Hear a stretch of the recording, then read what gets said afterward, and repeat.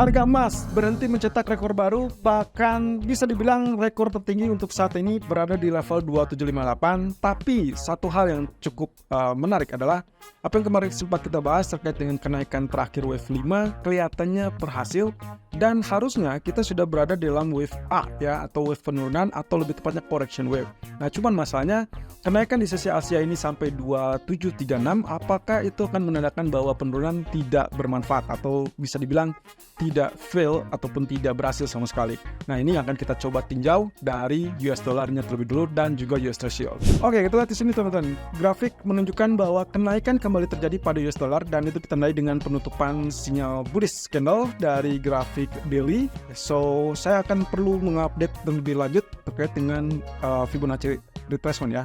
Jadi saya tarik 0%-nya kurang lebih kita ambil high kemarin. Ini untuk mencerminkan apakah kita sudah saatnya akan terjadi koreksi atau tidak ya. Oke, untuk sementara waktu intinya adalah apa yang kemarin kita sempat bahas terkait dengan dua resisten di atasnya. Jelas ini sudah tembus, berarti kita tinggal mengandalkan resisten terakhir di 104.76. Oke, berarti cukup dekat ya. Saya asumsikan bahwa kenaikan kemarin tertahan, kemudian saat ini kalau lihat dan perhatikan dari candlestick yang terbentuk merah berarti sedang mulai penurunan. Cuman masalahnya apakah dia akan turun atau memang turun untuk sekejap lalu kemudian dia balik lagi ke atas. Itu yang masih tetap tanda tanya, dan semua ini kaitannya dengan data ekonomi. Beruntungnya data nanti malam ada beberapa data yang juga bisa dibilang cukup menarik untuk dicermati, karena ada data jobless claim dan juga data PMI plus new home sales yang menurut saya kita akan fokus kepada data new terkait dengan jobless claim dan juga data terkait dengan data PMI. Jadi dua data itu saja bagi saya sudah cukup untuk melihat tanda-tanda yang akan terjadi. Oke, jika ternyata memang apa yang terjadi nanti malam adalah kenaikan, maka 104.76 itu akan menjadi jaminan mutu untuk kenaikan terdekat. Tapi yang terjauhnya kemungkinan ini 105 atau ya lebih tepatnya 105.00 ya. Jadi inilah level tertinggi dari candlestick yang ini. Nah, sementara kalau kita perhatikan dari grafik H4-nya, sebetulnya inilah yang menyebabkan kenapa dia merah. Dia sedang mulai penurunan dan Fibonacci retracement tetap masih menggunakan hal yang sama, area yang sama, walaupun agak sedikit kita geser saja ke titik dasarnya ya, titik dasar situ dan juga titik puncaknya di sini. Oke, berarti kalau misalkan betul inilah correction ataupun penurunan, maka penurunannya akan terjadi di kisaran ini, teman-teman. Ya, saya ambil yang ekstrimnya saja di situ. Jadi ada dua level support yang terdekat, itu adalah di atas 23,6%. Walaupun kalau kita gunakan Fibonacci retracement, sebetulnya lebih enak patokannya langsung ke Fibonacci retracement saja, 23,6 atau 38,2.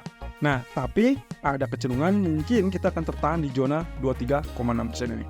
Jadi dalam hal tersebut berarti kita asumsikan penurunannya baru akan sampai proses ke level tersebut. Tinggal pertanyaannya adalah apakah dia akan lanjutkan tekanan turun atau justru kembali naik dengan lebih tinggi dan tembus 0%-nya. Itu semua akan tergantung dari data jobless claim dan juga data PMI tadi saya sebutkan. Jadi yang kita butuhkan kalau memang ingin melihat dia naik kembali, berarti pastikan data jobless claim turun, lalu kemudian data PMI-nya relatif lebih tinggi daripada ekspektasi, terutama PMI service. Karena itu sudah beberapa kali menjadikan dorongan untuk US dollar mengalami kenaikan.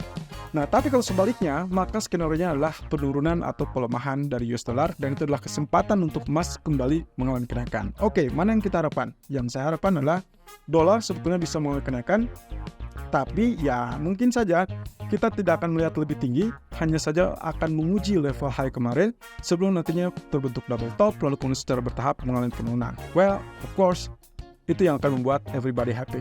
Nah, sementara US Treasury kalau dilihat dari grafik H4-nya relatif sama, tapi coba perhatikan. Ini yang kemarin kita bahas terkait dengan elite wave yang kita tunggu-tunggu terkait dengan kapan ya dia terkoreksi.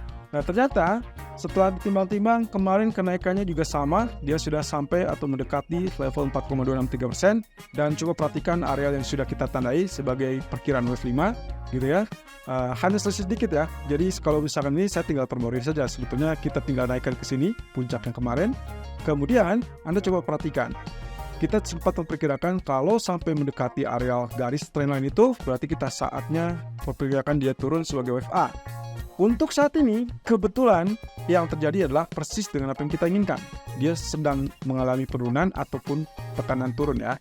Nah, cuman masalahnya apakah dia akan nyampe ke level katakanlah sampai seimbang dari wave ketiga.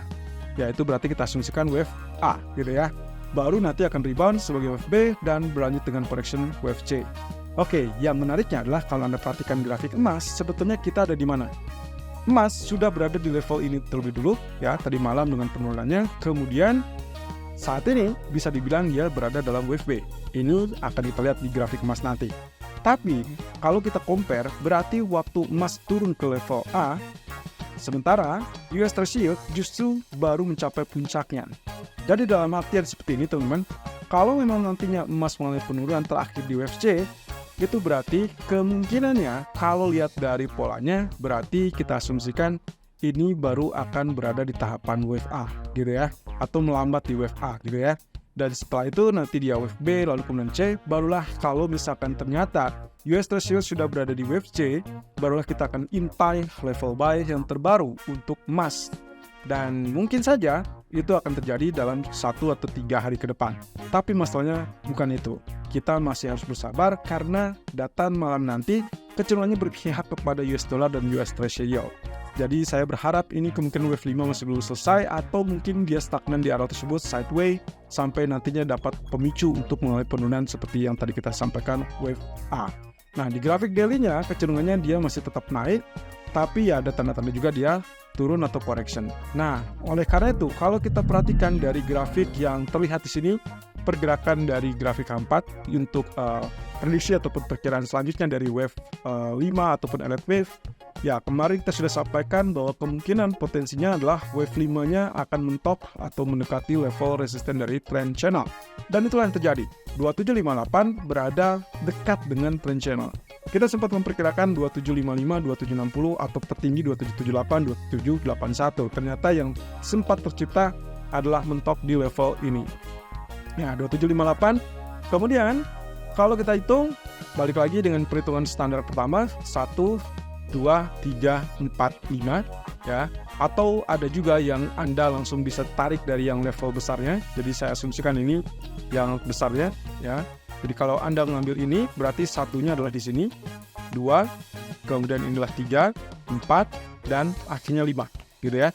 Nah, kalau misalkan itu terjadi, berarti tahapan yang sedang terjadi saat ini adalah wave A, dan saat ini rebound adalah wave B, kemudian nanti kita akan nantikan yaitu adalah wave C. Nah, ini yang saya perlukan teman-teman, karena begitu dia koreksi wave C, saya perkirakan mungkin paling maksimal kita akan berada di bawah 2700 kembali. Cuman masalahnya triggernya apa?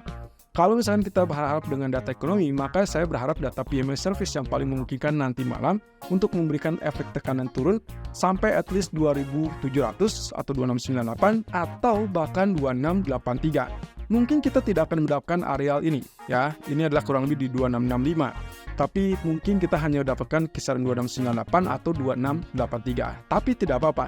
Kalaupun hanya sampai areal tersebut, that will be fine.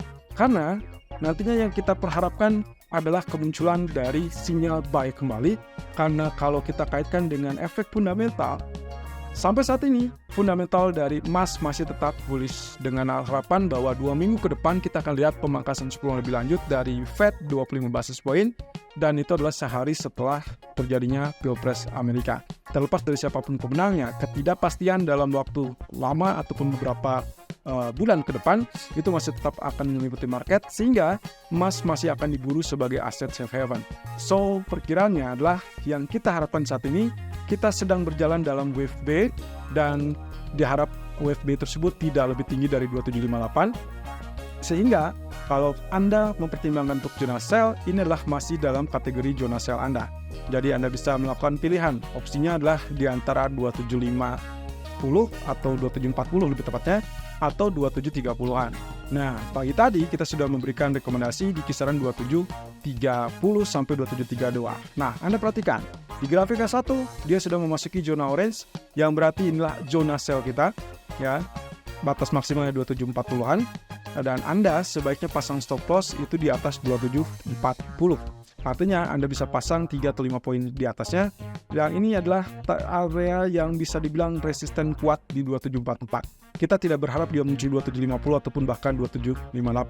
Jadi kalau misalkan Anda perhatikan dia tetap di zona orange, dan itulah zona sell kita, maka nantinya Anda akan mendapatkan bonus, yaitu kaitannya dengan potential head and shoulder.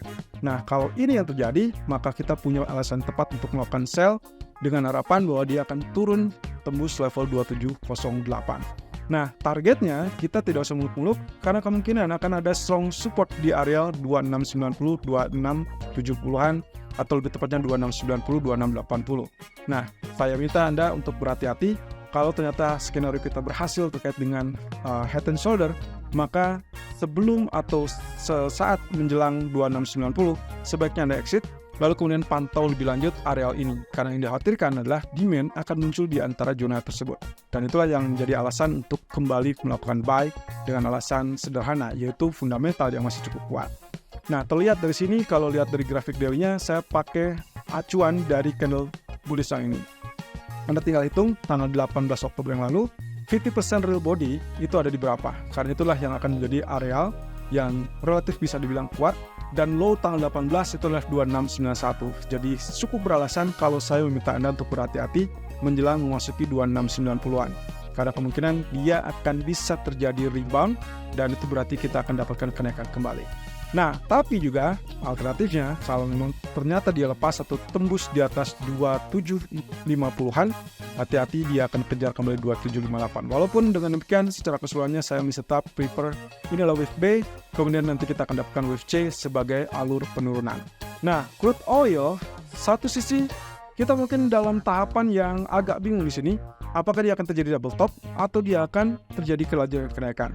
Kalau misalnya kita lihat dari kemarin yang sempat kita bahas yaitu terkait dengan higher low, lalu kemudian ini juga tertunjukkan dengan area sama, kemudian kita korelasikan dengan keputusan suku bunga BOC kemarin, dan persis ya, kemarin saya sampaikan hati-hati dengan buy on the more sold effect pada status BOC, kemudian berarti akan ada swing low untuk crude oil karena dia bergerak berlawanan, tapi kemudian hasilnya adalah kenaikan, dan inilah yang terjadi teman-teman. Tertahan, lalu kemudian dia mengalami kenaikan. Nah, berarti kalau begitu, kita tinggal tunggu nih, di fase yang sekarang, apakah dia betul-betul terjadi double top? Kalau iya, berarti naik lainnya adalah low kemarin, dan kemungkinan akan melanjutkan penurunan sampai teritori at least di zona abu-abu, 67 atau bahkan 68. Tapi kalau misalkan yang kita dapatkan adalah kenaikan, maka hati-hati, kemungkinan 72 atau bahkan 73 akan ditembus dan proyeksi targetnya adalah 74. Nah, yang cukup menarik di sini adalah kalau Anda perhatikan dari pola pergerakan di sini, ya, saya asumsikan ini, maka yang sedang kita pantau sebetulnya adalah inverse head and shoulder. Itu sebabnya mungkin saja kita akan dapatkan kenaikan sampai 74 kalau memang ternyata double top tersebut gagal. Nah, tapi semua ini kaitannya dengan bagaimana, apakah dia mampu untuk tembus 7240 atau tidak. Kalau tidak, silakan lakukan sell karena di grafik daily justru ditutup dengan candle hangman. Dan itu pula yang menyebabkan areal coklat tersebut resisten yang cukup kuat secara historical. Nah, terakhir kalau kita lihat dari pound sterling, saat ini dia sudah kembali masuk ke dalam zona trend channel, tapi saya ragu apakah dia akan melanjutkan kenaikan atau tidak. So, kita batasi saja kenaikan tersebut mungkin akan terbatas di area tersebut. 2970 itulah titik maksimalnya, kemudian ini adalah kesempatan untuk sell on rally, sehingga kita bisa berharap untuk kelanjutan penurunan, karena posisinya adalah di grafik daily-nya masih tetap turun. Tapi memang harus waspada karena dia sudah terjebak dalam atau cukup dekat dengan zona support. Nah, ini kaitannya dengan data PMI sore nanti dari Inggris, tapi juga kemungkinan kalaupun misalkan dia tertolong oleh data PMI service atau manufacturer internal, dia akan terhalang lagi di malam hari oleh data PMI dari Amerika. So, hati-hati, kenaikan mungkin saja terjadi untuk sementara waktu, tapi pada dasarnya trennya tetap turun.